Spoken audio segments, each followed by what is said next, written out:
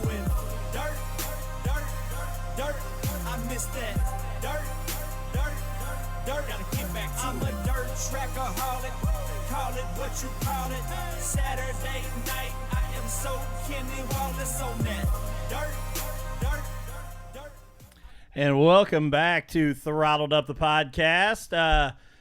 No Matt Staples tonight. He's over announcing a little girls basketball action, so couldn't make it here in studio tonight. But I do have three of my favorite guests to have on. I've got with me tonight Skyller Lewis, Britan Godsey, and Tyler Schmedium Collins, all here joining us. But before, guys, we jump into kind of talking about this season and breaking it down, there was another that was supposed to be here with us tonight, and that's boy Zach Burton, and he had some things come up, Rip.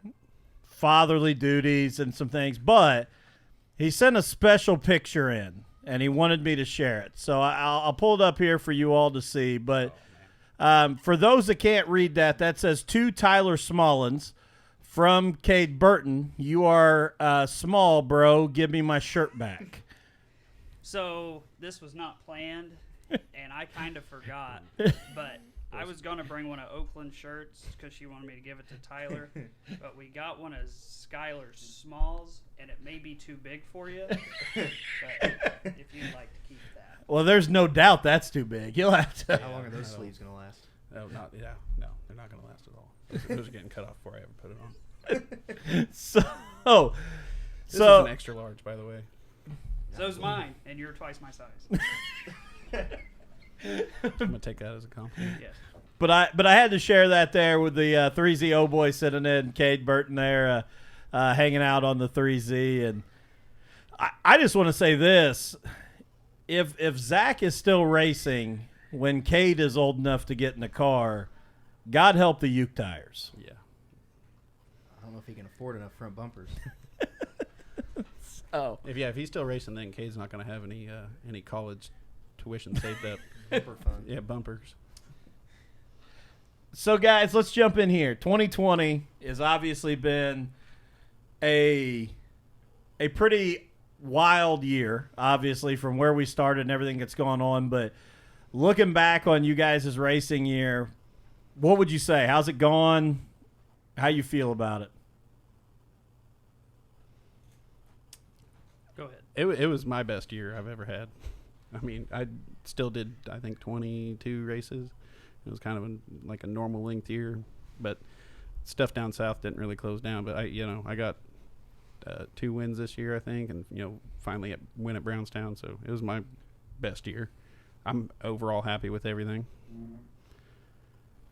It was all right. New car, first time in a super, so started off, had to learn a lot, and then we got that other motor, and for the first month I had it, when I thought I was wide open, I wasn't. My foot's not long enough, I guess, so we had to change some stuff right before Fun Fest. We could have called that if you'd have just asked. Yeah, so Travis, that's what he told someone one night. They're like, what's wrong? He's like, well, my guy needs a longer leg. Booster seat. You were supposed to have one in that car. Pretty much. And So that's why I was getting all those messages. Hey, can I see the B main to Yeah. see what my car looked because like? I was griping. I was like, because we started off with one motor and we got another one that was supposed to be a lot better. And I was like, dude, this thing's no different. So I just kept complaining enough to one night he took the hood off. He's like, push the throttle down. So I did. I was like, that's it. He's like, that's wide open. It's like, yeah. He's like, you're maybe 3/4 throttle. I was like, oh. So we got it fixed, and Lots of throttle control there. yeah. I was like, I can't spin tires if I want to. That's never a good look if So, you're asking the camera guys yeah. for B-main footage Yeah. so you can watch. No, I would. All the time. I was like, dude, this car's terrible. No, that wasn't even a knock at him at all. That was just. No, I'll admit it. Like, He was at the beginning of the year. He would get so frustrated, and on Sunday afternoon, I'd get a message.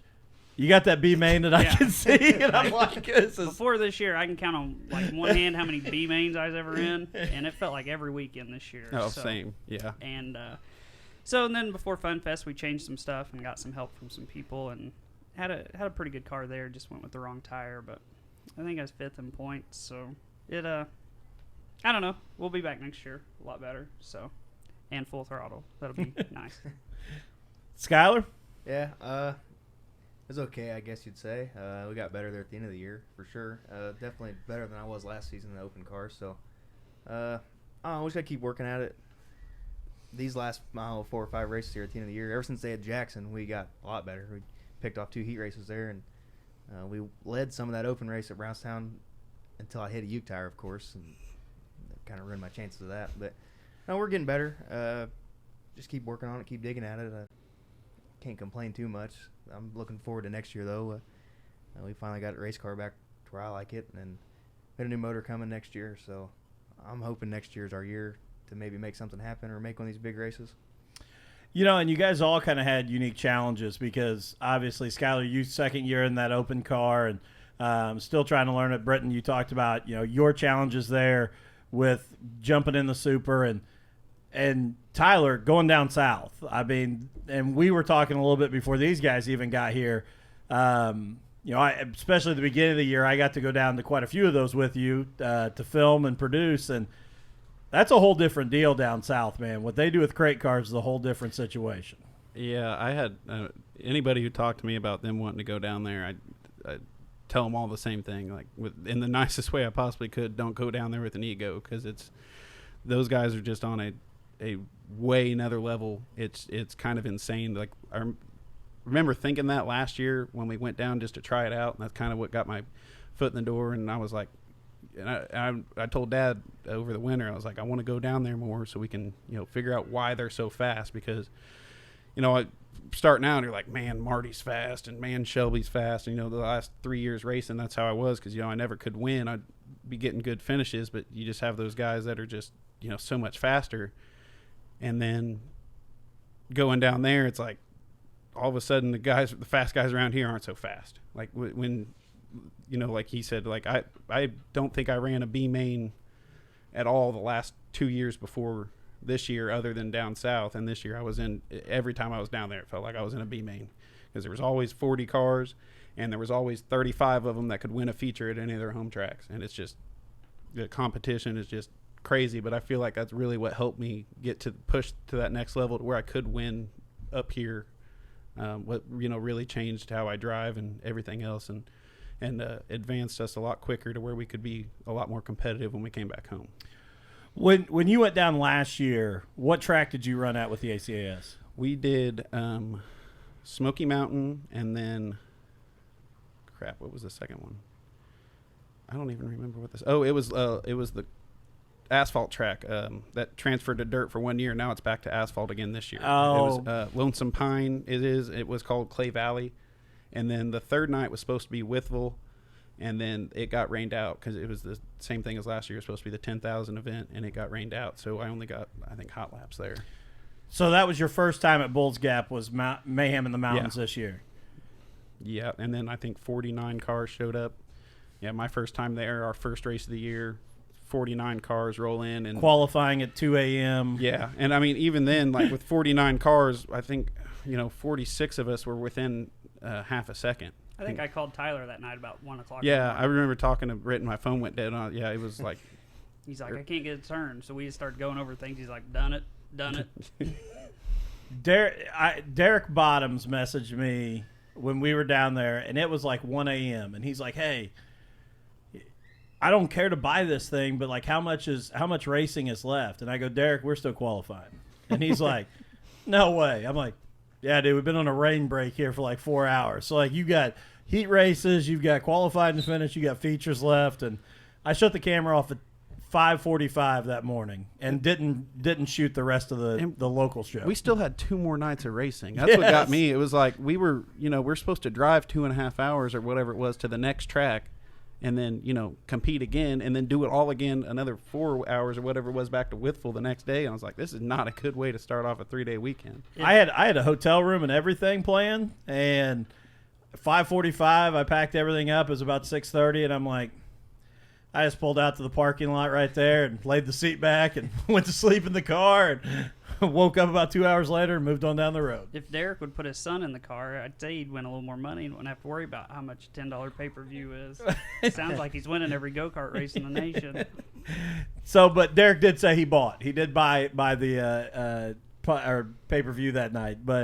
But yeah, that was a heck of a start to the year down there. Bulls Gap's just amazing anyway, just the track and the size and if anybody gets a chance to go there and drive, I definitely recommend it because I mean it's not anything like anything. I remember rolling in there and had my buddy in the truck with me, and you roll in along the backstretch, and when you're looking down the backstretch and you're above the infield, and that's how much banking's on the straightaway, and then you look into the corner and it's like a wall, and you're like, that's not familiar at all. It's like it doesn't. There's no track anywhere even close to here that I can say even comes close to equating to what that place is, how banked it is, how fast it is. It's just and the way it sits up in the mountainside and you overlook Bulls Gap just makes it even more intimidating. I think because you feel like you're hanging off the side of a mountain anyway up there. I mean, it's just wild. So, as you guys went through the year, obviously ups and downs and struggles. When you get to the end of the season here, what's the focus? You know, obviously you're tearing down cars. You know, you're getting motors refreshed. How do you set your off-season schedule? Do you step away from it totally? What's the plan to get ready? I don't think it ever stops. Yeah, no. And at least it don't stop for me. Already planning on the body and what spare parts you need. And, I mean, you never stop spending money. That's the problem. It's never ending. I don't think it ever will end. Mm-hmm. It's and especially because there's so many places that race starting so early now and going in so late that there's really no off season if you don't want one. So it's like you can put a new body on and everything and do that in a month, and you're like, oh, I guess we're going racing this weekend if one pops up. You know, I think 411 races, twice a month, almost all year. Yeah, they've got the Thanksgiving, and then they one have a New Thanksgiving. Year's race. They have a don't New they? Year's race, yeah. Well, yeah, we've talked about that too before with, you know, some of these supers, you know, that if you go to the Dome in December even, then you turn around in January, you got East Bay, then they got Arizona. Yep. I mean, you can truly race year-round and never have a break. And that I know people say, oh, that's good, but the money input to do it is insane. Yeah. To try and keep up with it. Yeah, it takes a lot of money to get up and down the road like that. Yes. Was it $10, $11 a gallon? About 10. Yeah, whatever. Yeah. Yeah. I mean, it's just ridiculous what it takes to even if you try to take a trip to East Bay. Just the money you'd spend in diesel fuel to get there and back is outrageous. Well, and a lot of fans I don't think have any clue and just what you guys spend in tires. I mean, everybody wants to talk about, like when we talk about a crate car or a supercar, everybody looks at the engine, which don't get me wrong, it's a huge investment, and the shocks. But the tires, the fuel, yeah, I mean that's the thing I don't think some fans understand. Like, yeah, the motor is a big expense, but you're hoping it makes it more than a couple races. You hope. I know. Yeah. I know that's always not the case, but We were just talking we were eating and qualifying one night with that new aluminum motor I got. The oil pressure dropped to 0, and I have never felt sicker, faster in my life. So I let get ready to shut it off, and it came right back, and I never did it again. So then I'm like, do I keep going or do I stop? And it never did it, so I just kept going. Turns out the sending unit was bad, but yeah, I was ready to cry. Hey, Tater always tells me you'll know when something's wrong. yeah. You'll know when something's will. wrong. So just keep going until you know something's wrong. The problem is it may not be when the gauge tells you, it may be when your wallet's emptied out, right. but you'll know when something's wrong, right? I don't know how you guys feel. I guess with super stuff, it's like especially those engines being such a big part. But in racing, the biggest expense is not buying stuff outright.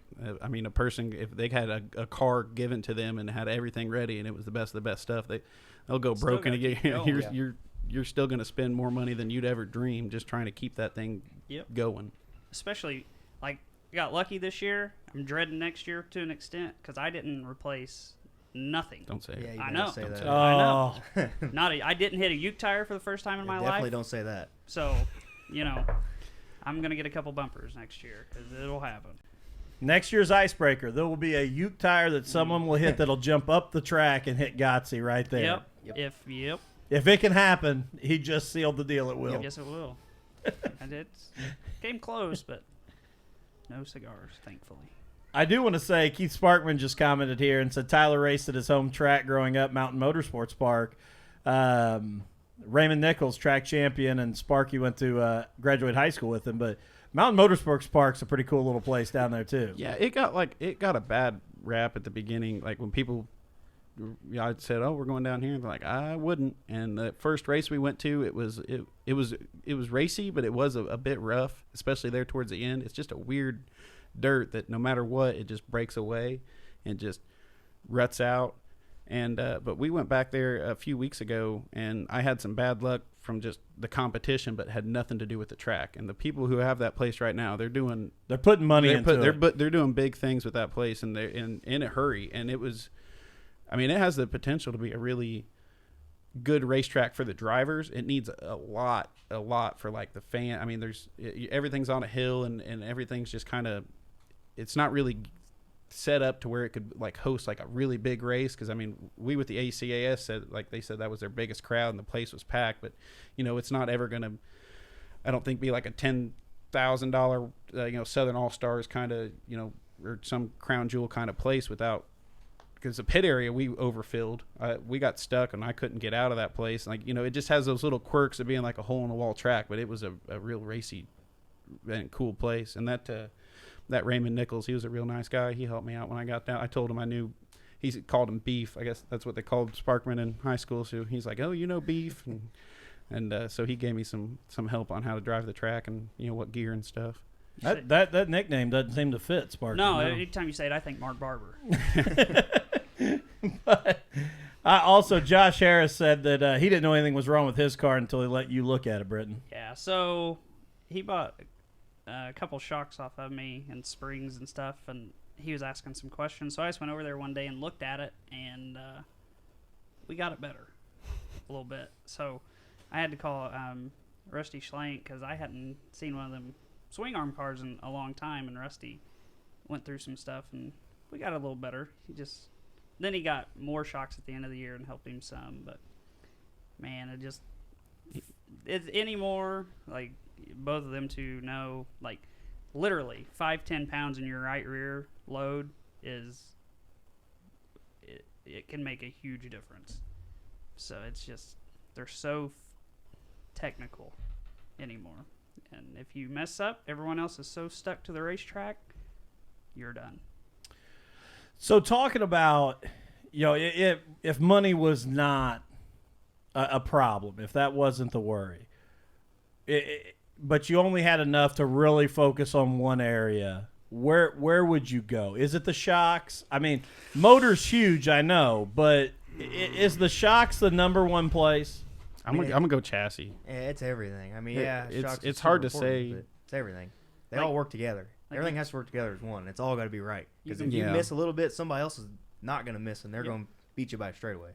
It's weird with the shocks. I mean, I'd say they make a huge difference, but you could take Olin's or anything else and put on a car that's not current, and it's not going to make a huge difference. No. But if you, in the opposite effect, if you go get like some old Conies or something from Rayburn's shop, and you try and throw them on a Capital or an XR1, that thing is not going to work at all like they would on a swing arm Rayburn or something.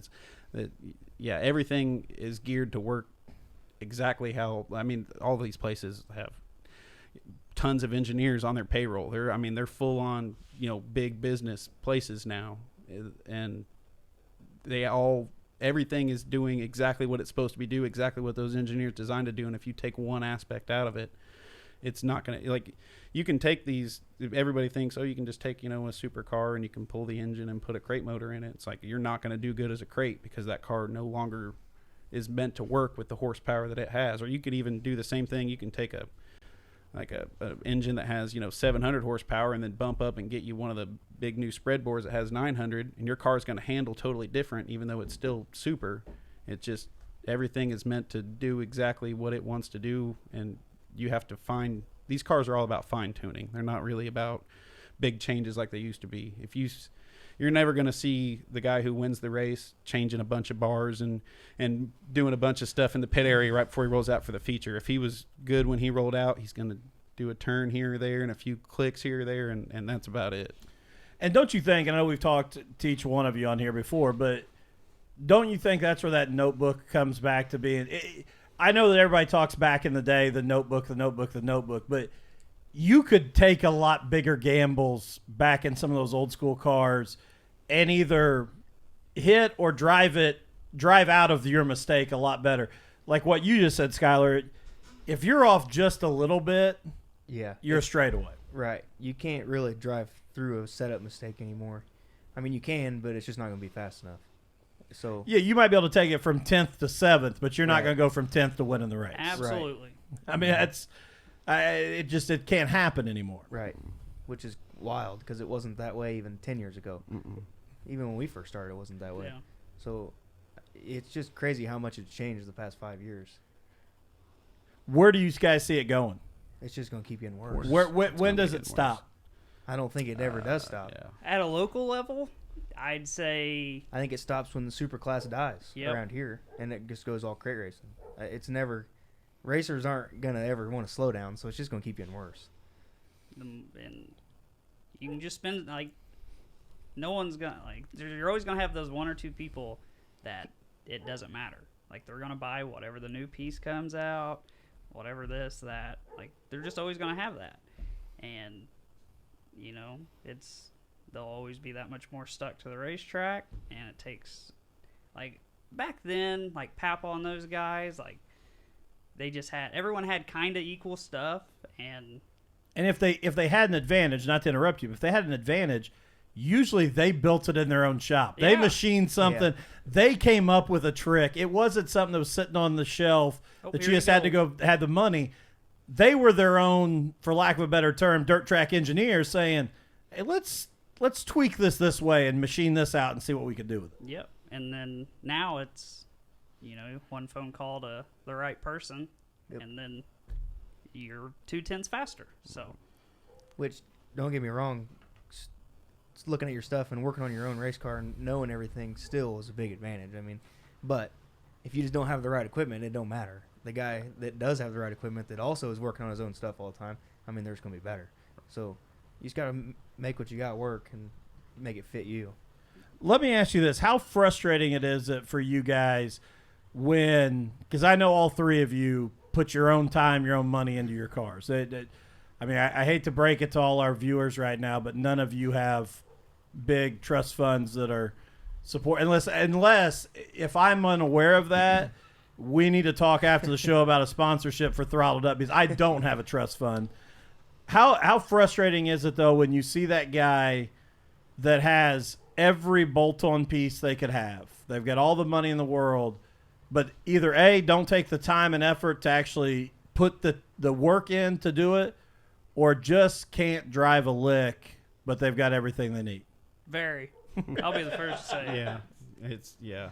And it gets worse when you see those guys that have the really high dollar car, like you're just like, and especially when you know that you can outdrive them, the driver part, when you know that you're a better driver and you just can't, get to them. And most of these new chassis companies will not let you go and buy a car from them like you could, like a frame or anything. You have to go buy a roller because they do not want you to mess it up. Mm-hmm. That's all it takes to be fast anymore is a blank check. It really is. You just go write a chassis company a blank check, and you go over there and they put your seat in it and they scale it and everything, and they say, do not touch this thing, and they send you home, and as long as you don't touch it, you're gonna be fast.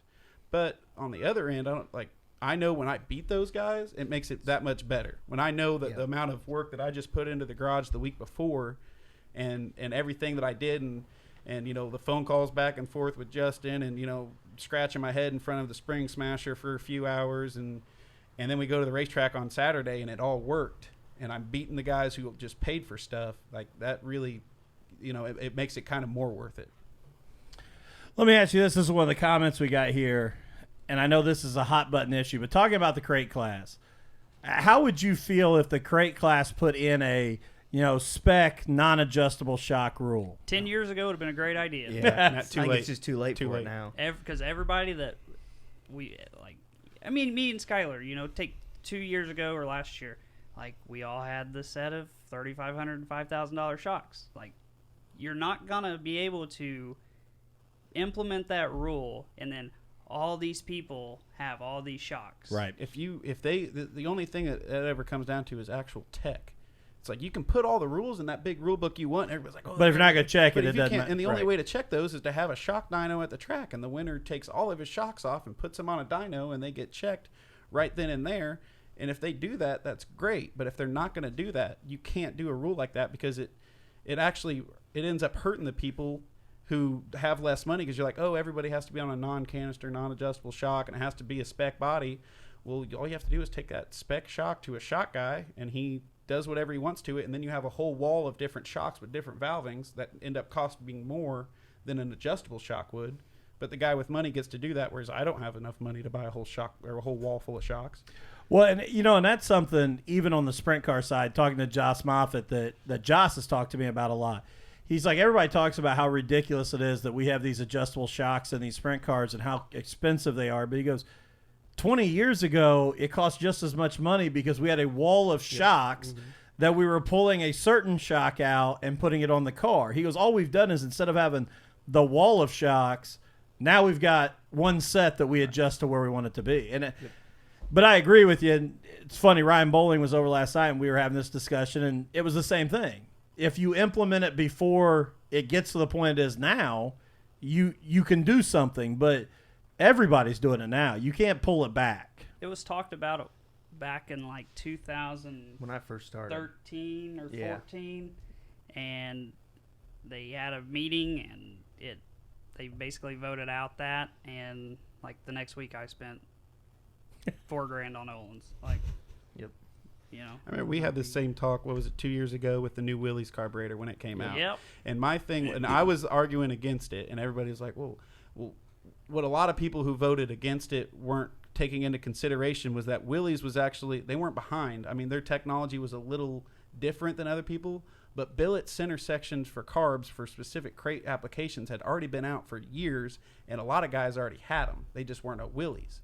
So it's like, oh, this new equalizer thing, we can't make that legal. It's just going to cost everybody money. It's like, Willys was cheaper than Stealth's. They both did the same thing. Stealth and Willys had the exact, like Stealth just had it came from BLP, and I have one now.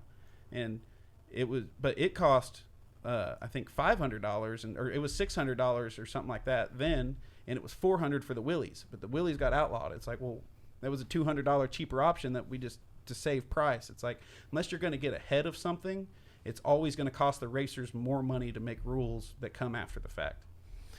And I go back to this to talk about tech a little bit, because that's obviously What is that? Well, I don't. Yeah, I understand where you're coming from there, but to talk about tech, because I'll be honest, to go back to the ACAS that you ran down south, the ACAS has an extreme, in my opinion, extremely impressive tech group. Not only race day tech, but tire samples, Fuel tearing down samples, your motors, fuel samples.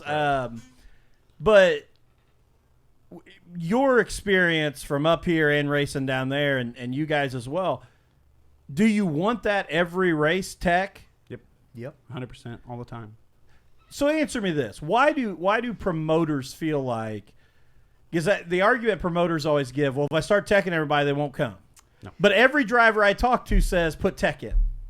So I think the promoters do that because they don't want to pay the money for a real tech guy. There you go. You got to pay to have somebody who really knows, and they're not cheap because they can be doing something else with their time that they're good at, which is working on engines. They can be building engines instead of nobody who can really do that stuff on a car, like what really needs to be done in a timely fashion, wants to go to a racetrack and help out for $75 or $100, which is nothing wrong with anybody who wants to do that, because I've been there and I've done that and I had a lot of fun, but the amount of stress that comes with being a good tech guy is not worth it, and that's why they don't do it.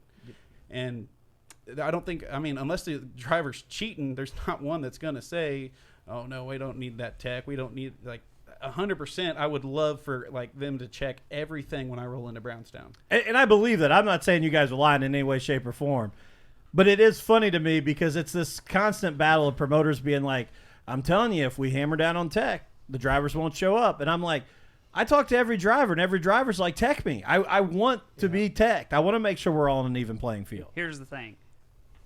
We saw just this week something for sale that immediately you could see something was not legal on it. Yep. I mean, yeah. In They're the not per rule book, Yep. illegal. if they're not going to tech, I mean, racers are racers. Right, We're gonna absolutely. push the rules. Yeah. Well, I agree with that 100%. Yeah. I mean, I forget who it even was on here that said it. It may have been Jamie Wilson, but said, if you have us race wheelbarrows, the first week we'll all have the same wheelbarrow. The second week we'll all be modified. Yeah, and he yeah, said, it like, works. it doesn't matter what you, and that's racing. I mean, that is. But I agree with you. You have to have someone there to catch that, or it gets so far out of control you can't pull it back in. Yep. Yeah, absolutely. And it Britan's takes got a something he lot. really I wants do. to say. I just don't know how to say it. He's trying to figure out how to word it correctly. Yeah, so I'll just say it. I think it was 2 years ago. There was tech up until about 2 years ago. Yep. And the guy did it real cheap, and he was fair, and there was an Good guy. incident, He's a good guy. and no one had his back, and there you go. Yeah, I mean, that's the thing. If the track doesn't have the tech guy's back, the tech guy ain't gonna come Yeah, back. like, what's he? He just You're illegal. Well, get the. Oh, okay. yeah, and then you get there's a little bit of argument here and there, like, well, how illegal were they? And well, they're leading our points. We, probably really shouldn't DQ them. That looks great. That 100% looks great on because track. everyone's going to come in and go, man, if they're going to do this to this guy, they're going to treat me fair, But And I like no argument. Like I don't like the, tires. yeah, anything like no argument to that incident or like Yeah, whether he just in was or general. whether he wasn't. Like it just when you get the drama and of it pulled in, it's just all you have to do is just make everything black and white, cut and dried, and take the drama out of it. You're illegal or you're not. Get a good tech guy that's going to be honest about it, and not everybody's going to go home happy, but Absolutely. The most next of week the they'll time- come back legal and Yeah. not worry about it. This Yeah. is part of why Because- I like running them Lucas races. Yes. I mean, yeah, I may not be as good as I them had to guys, change some but stuff. when I show up, I know they're going to tech my car the way they tech everybody else's car. Yeah. right. Agreed. And I will say this about That's Lucas, why and I we've like running seen them it. races. Lucas doesn't mind running out their best. I mean, if they No. if you're illegal, they're gonna put you Yeah, out. it's like When I our- was- yeah. they were gonna put 50 extra pounds on my car at the Jackson because, the quarter panel was a little too long, which they didn't let it. They let it go at Florence, but then at Brownstown they weren't gonna let it go, but they didn't care.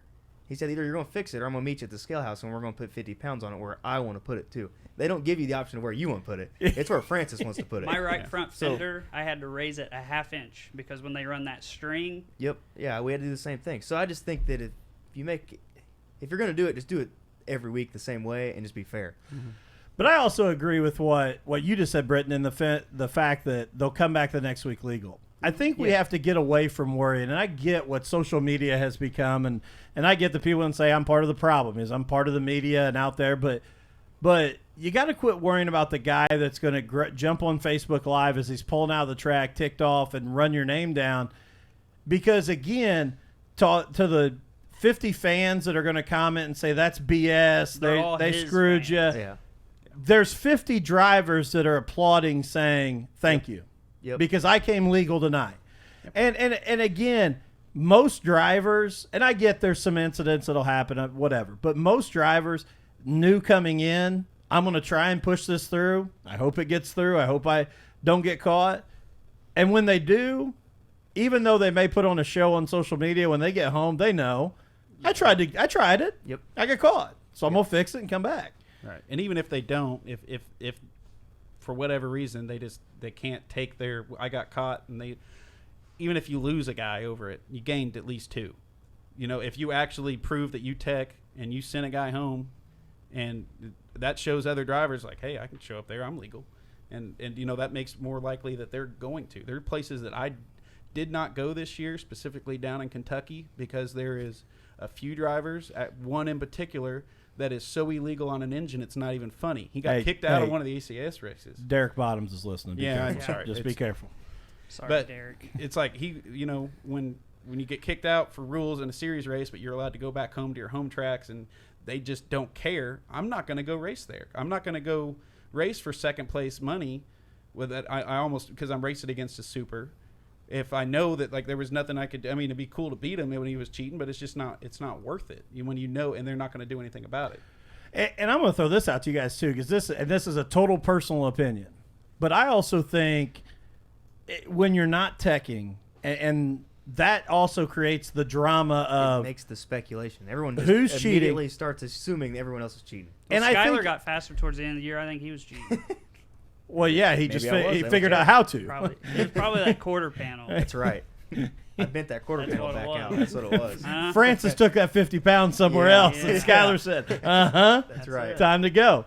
But I also think that promotes that rough driving, taking somebody out kind of mentality of, if I think you're cheating and I don't think I can run you fair and just beat you, I've got to go and run over you to Yeah. try and do it.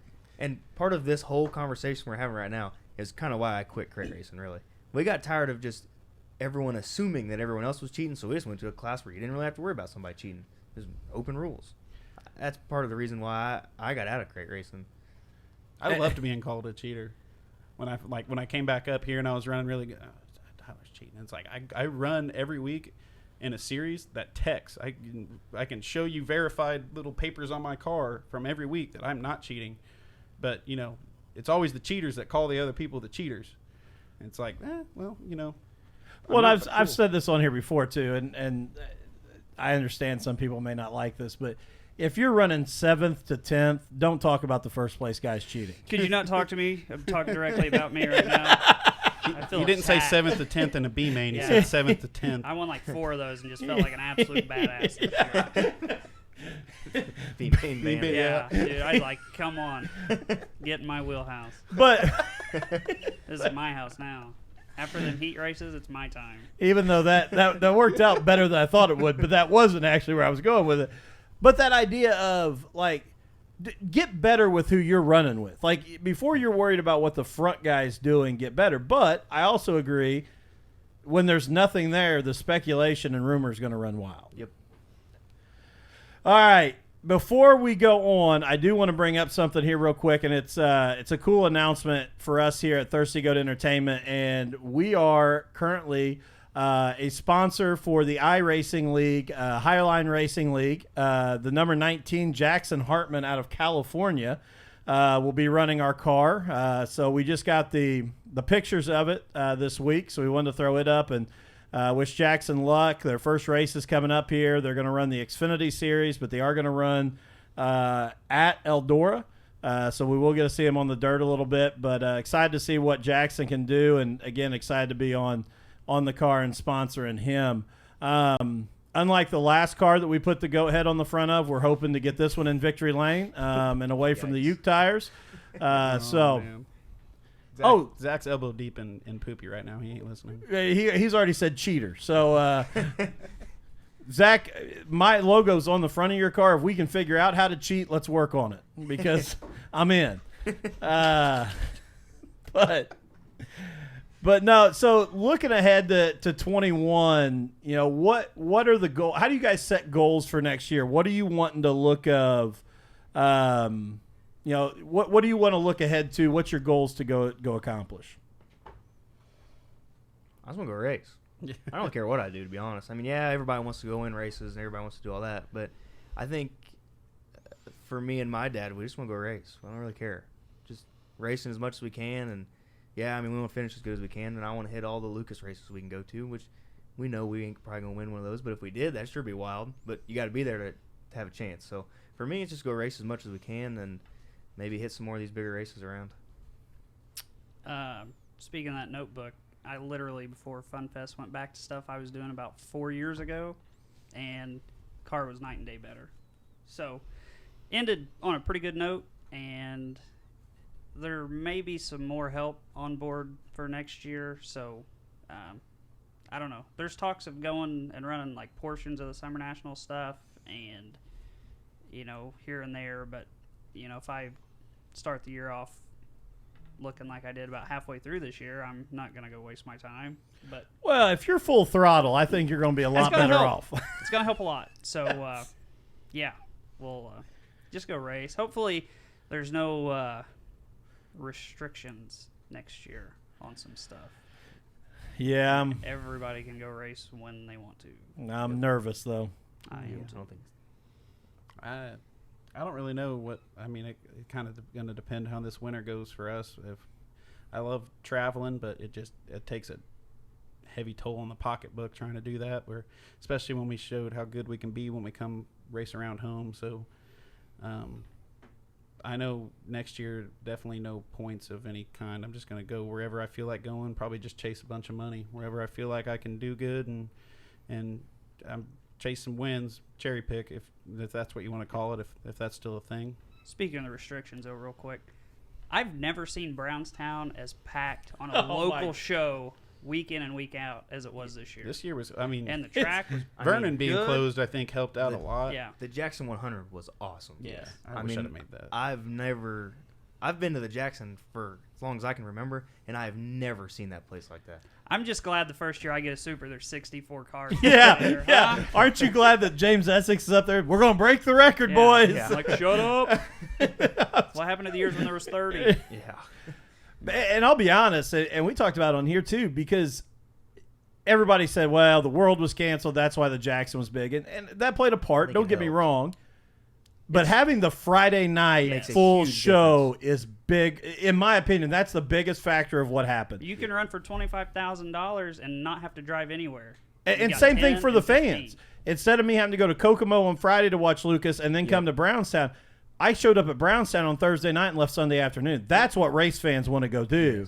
So seeing the Lucas schedule already and them coming back for Friday the night before the Jackson, I expect that race to even be bigger, as it grows. I mean, I think that's a huge deal. And I'll also say this, and I know that some people may disagree, but when Rigsby and Dirt on Dirt first put the Jackson on live, the year that Bobby Pierce, ended up picking up the win on that Sunday afternoon, that changed that whole deal too, because that put eyes on that place that hadn't been on that place in a long, long time.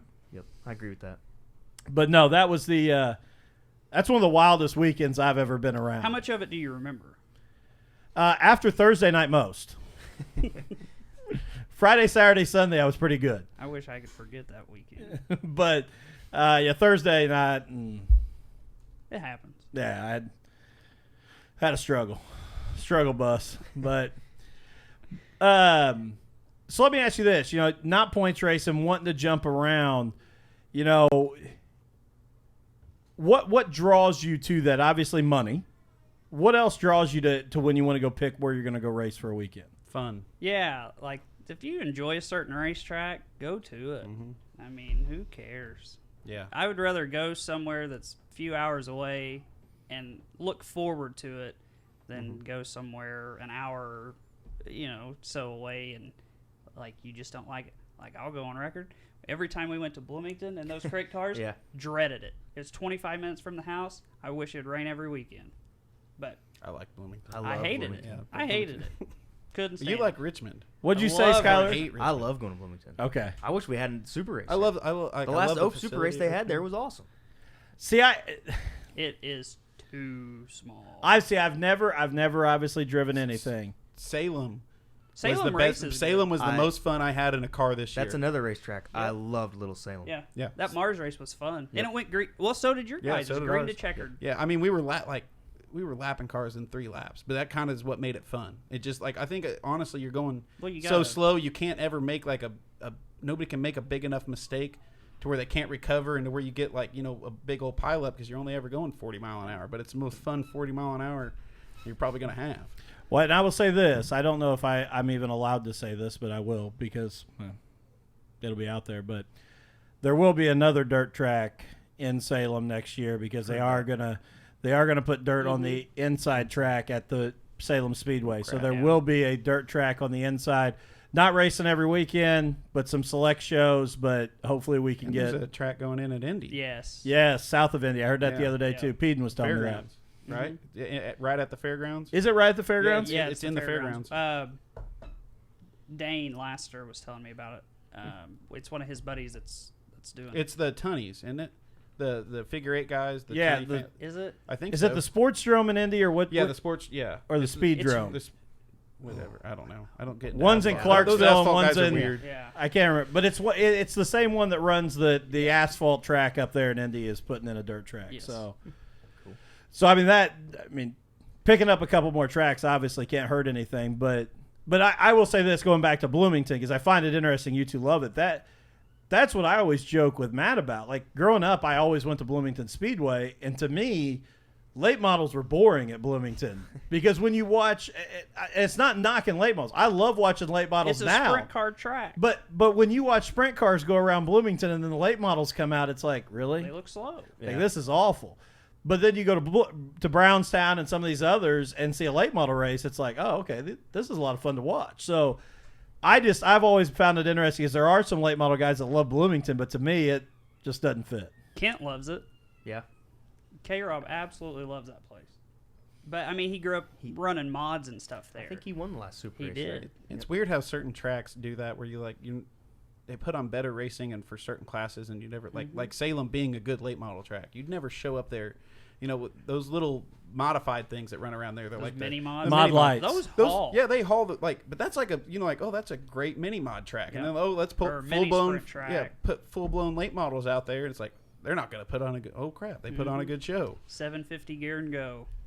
But you know what? I'll say the same thing about Brownstown because Brownstown gets a reputation that they're not a sprint car track. But I've seen some great Sprint car races. Oh yeah, sprint car race there. Now, sprint car drivers hate Brownstown, Brady Short. They can't. They don't have a loves wall. it. Yeah, they don't have a wall to lean on. but I mean, I've seen some tremendous sprint car races at Brownstown and love watching them there, even though I know some people don't. And the sprint cars at Brownstown back like 2011, 12, before they added that lip on the backstretch where they could run off the back and then overbank. ramp back on into 3. I miss the old Brownstown that was. So good. do I remember I. going there and watching John Gill, and he went around there and he got all the way off the track and Almost then came hit- back on and ramped on. But his left front still never hit the ground because it was when they were doing that hike to the moon thing. It's like, how can you ramp and land like all 4 wheels off the ground? But left still front have- still doesn't hit. The left front still stays hiked in the air because he never lifted. Yep. That was some. Yeah, I miss that. I wish they'd kind of go back to where we could do that again. Yep. I'll ask you guys this because I asked some others after the Jackson. Bobby Pierce came out and put out his post that he wants to see a wall around Brownstown before he dies. Oh, I didn't even see He that. would ruin it. No. That I mean, okay. it's just not That's Brownstown what makes Speedway. it fun. Yeah, that's what makes Brownstown. See, because and I agree 1,000,000%. That's why you have Fairbury. It's like it'd be another Fairbury. That's what makes Fairbury kind of Yeah. unique. It's like a small little bull ring that gets real racy and it has that cushion you can lean on and slide jobs. Brownstown's unique because it doesn't. Well, and that's what I said even down with the ACAS with some of those guys when we were down there. I said I would love to see some of you have to come up to Indiana and race because some of these tracks you guys use the wall's your saving grace. You'll beat a spoiler off by leaning on the wall. At Brownstown, if you miss running the high line, You're going run to the the top, skates. you're done. Yeah. Yeah, you're done. Yep. So when Bobby brought that out, and it kind of it's funny to me too because the year Bobby won, he won it at On the the bottom with the U tires. But when he said that, I'm like, that would destroy Brownstown to me. Like I have zero interest in seeing a wall around that place. You can already feel like when you guys are going down the front stretch, if you get that right rear just a little bit, you feel like want to. Oh yeah, Yeah. It wants to pull you all the way off. Yes, it yeah, does. It's learning how to ride that fine line where, like you said, there's not a wall to catch you, where you actually have to Just be go careful on straight your off entry onto the feet. half Yeah. mile. Yep. How do you find that? Lots and lots of laps going over. Mm-hmm. Got to cross the line before you realize where the line is. What it feels like before you go. I remember my dad saying that. He's like, I wish he'd quit going to the top. He always runs off the track. It was like my first year racing. It's like, and I was like, duh. I'm going off the track. I'm trying to figure out where the top is. I don't know what I'm doing. I don't know where the top is until I'm over the top. I'm like, but I gotta, you gotta do it to know. It's one of those things. It's like you can't tell anybody, what you're gonna feel or anything. It's like you just go do it. You're gonna have to go do it, and you're gonna have to do it right a few times and do it wrong a few times, and then you'll figure it out. And I always told him it's way cheaper for me to go off the track than it is to smoke a tire. Zach, Yeah. That's in medical bills for broken thumbs. Yeah. That's in front bumpers. That's in. Listen, you learn real fast. I was always taught you don't put your thumbs in the steering wheels, you put it on it. Because when you hit one, when it yanks, it'll rip a thumb. But, Steve watching? yeah, Steve Peden. I don't know. That's impressive if he's not, because he's not chimed in, so he must not be, because he would usually have had a smart comment. I hated to see that happen to him at Fun Fest because I was not good, and I knew he was quicker, especially because I saw his nose that one time, and then I come back around and just see his crumpled race car sitting beside the tire. I knew exactly what happened. I was like, I've seen a lot of people hit the Uke tires, and I've hit the Uke tire my fair share, and that might be the worst I've Yeah, ever seen. I mean, that that was was pretty bad.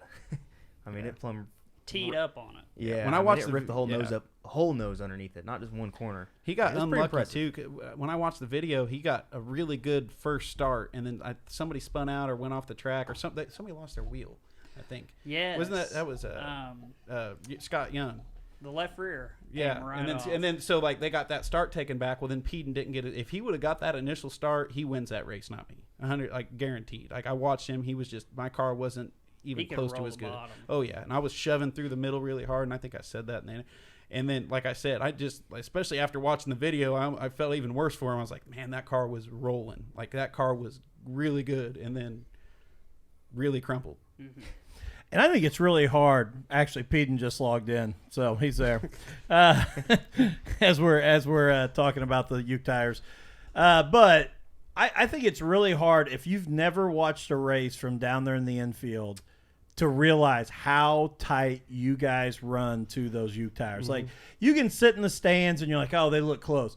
When you sit down there by where Mark Schaefer shoots a lot of his photos, when I'm down there and I sit right there, it's inches constantly. That's the main reason I love Florence. It is a completely different race to watch from the infield. Yeah. Because you can see the cars, how they move, and everything else. I love that. I will say that, like, to the wall thing that Bobby was talking about on the outside, after going down south, 100% of racetracks need walls on the inside and not tires. Because a wall doesn't have any edge for you to hit. Now, every track that I went to that had a wall around the bottom. I get close to it. You can scrape a wall.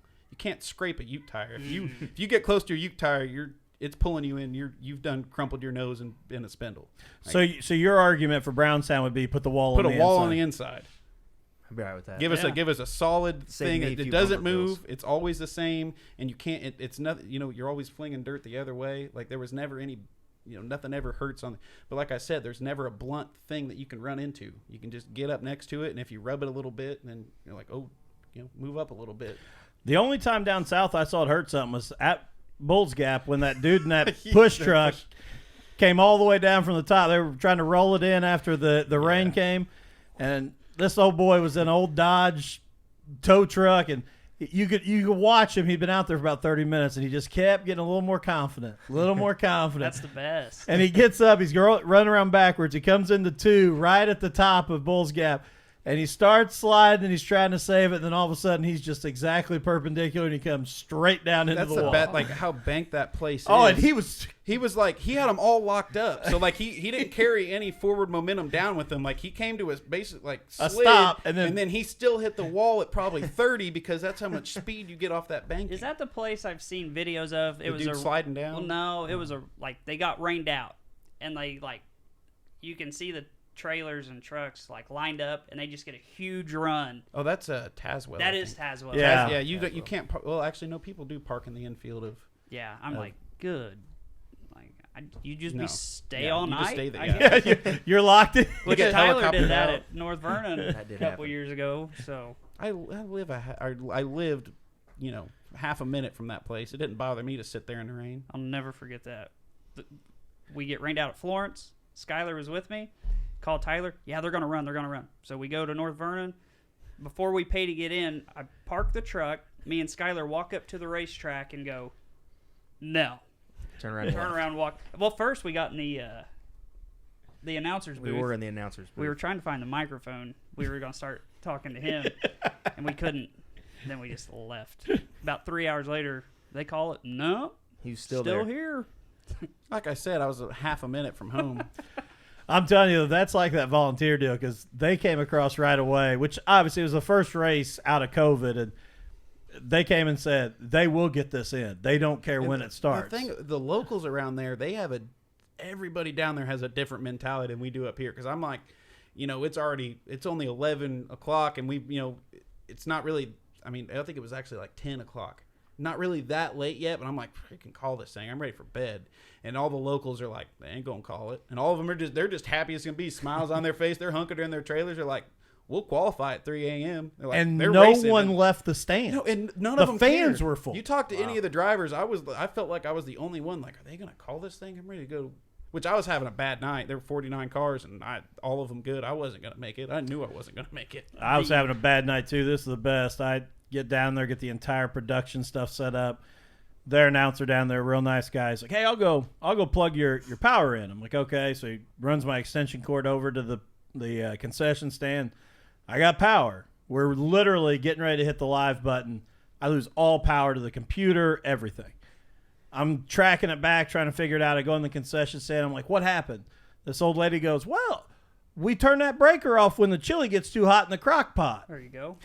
He plugged me in with the crock pot. So as long as the chili didn't get too hot, we were good. But as soon as it got too hot, I lost power. I thought maybe the Rona got everything else. But no, like that, the Saturday portion of the Supers at Brownstown is my favorite race of the year because you usually are done by like 8:30. Yeah. Like You're done you go early. race and you're done and you still have time to go do whatever you want. I think I was home by 9 o'clock. That was a nice thing about Florence this past weekend, Fall 50. They started a little bit earlier. I was home. We even stuck around afterwards, and I still got home around 1 o'clock. I could have been home way earlier, and that's awesome. And again, I'm not a promoter, so I don't see what the books look like and what the money is you have to make. So I'm not knocking promoters. But that is one thing that I think we're missing when we're running these multi-class shows is, and I'm looking at this from a dad of a 6-year-old who loves race cars and being at the track. If we don't get done till midnight, I can't walk him down to the pits to walk through and see things. But if we get done at 10, I can take him for a 30-minute walk through the pits, and that builds the sport because he's even more addicted to it than is. Now, I'm lucky because we can get in a lot better than other people, but opening up the pits for free after the race at about 10 o'clock is huge for the future of our sport. That's one awesome thing. Like, we went and raced Fairbury now. I think we've been there once or twice, but at the end of the night, they open the whole pit area, and I mean, the whole grandstands goes down there. Hobson and it does is that. awesome. I think that's huge. Like I said, for a 6-year-old kid, like, yes, he loves watching the cars go around the track, and I know all you guys grew up at the track, and it's the same thing. It's totally different when you're 6 years old and you're standing next to a race car or even a hauler or a driver. And so getting those kids that connection is huge, but you can't race till midnight and do it. Right. Yeah, everybody wants out of there. Some places feel like Funfest like if you got 6, 7 classes, like Yeah, like 4 should be max on a normal night. especially when there's 97 Hornets. Bang bangers. Come on. Are we going to Weber Valley Speedway this year? I've been trying to think of that name all night. Weaver Valley, man. I'm trying. Whoever runs that page is a genius. Oh, they've killed it. They've That is absolutely the killed it. funniest thing. I loved Kenny Wallace's thing where he came out and said what everybody was thinking. It's like, this is kind of made to be funny, but a lot of you It's track true. promoters need to kind of pay attention to the messages that are going on here. But even then, I've got to give Weber Valley when they responded to it and said, "We're really glad that Rusty Wallace." Yeah, I love that. We're really glad Bubba Wallace tweeted to us and we loved when you ran the Miller Lite number 2 in NASCAR. Like they were like 3 different Wallaces off. That was perfect. They killed him still coming back, and I'm like, oh my gosh. Yeah, Elliot Williams and Caleb Burgess accused me of doing it. I was like, You're not that smart. first of all, I don't have that kind Yikes. of time. Secondly, I could come up with some funny stuff, But that's what amazes me because they are posting 6, 7, 8 times a day. And it's not just like I'm tweeting something. It's pictures, it's graphics, it's that someone is creating all this content constantly. that and the infield tractor tire Yeah. page on Facebook is the funniest. I mean, it's so sometimes it hurts how true it is. Yes. Like it's there. All right, guys. Well, here's the deal. We're at an hour in. I I do want to give you guys a chance. Thank your sponsors who helps you guys get to the track, help you throughout this year before we cut off. So who wants to go first? I got the shortest list. I guess I'll go first. I better go last. Justin Shaw, Superheat Solutions. Big thanks to him for everything. Wouldn't be where I am without his help, and looking forward to a big 2021 with him again next year. So that's going to be awesome. LuLaRoe, Debbie Collins, my mom. Tail Feather Farm Market in North Vernon. S&M Precast down in Henryville. Travis Kern Racing Engines. Travis, such a big help this year. We had a bunch of little issues that kept coming up, and Travis just stepped up big to help us to compete down south. And gosh, who else am I missing? Ride Auto in North Vernon, and New Edge Auto Detailing in Columbus. First, obviously, my grandparents can't race without them guys. They've obviously bought my first race car, and they keep me going every weekend. Brandon Holtzclaw, he went with me every weekend, helped me at the racetrack, and it just makes it way easier for me when I got somebody with me. It kind of helped me. Here lately, Kyle Altsman helped me quite a bit. He helped us pick some speed up here at the end of the year, so can't thank him enough. Daniel Bland, Land Surveying, been with me a long time, awesome guy. Jeremy and Shani Morrow with S&J Excavation and Concrete. They actually fixed my driveway this year, so I get my rig in and out, so that was nice. The struggle, having a rig. Got to get the concrete First world fixed. problems. Paul Borden at NI Tech. Once again, another guy's been with me for a real long time. Marty Stuckwish at Stuckwish Appliance. Roger Wessel, Berkshire Hathaway. He jumped on board with me this year. Brad Arthur Heating and Cooling. He's with me a couple years now. Super good guy. Blondie's Pizzeria and Pub in Brownstown.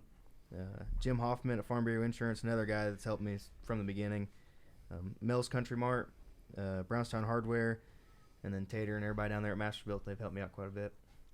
I will say before we move on, I got a text from Tater last night wanting to know what I was up to, and he asked who was on the show this week, and he threatened he was just going to pop in, but he must have got busy. I said, come on down. We got an open mic. Come on down, Tater. I feel like the odd man out in that bunch. First and foremost, Travis Kern. That guy does more for me than I'll ever be able to pay him back.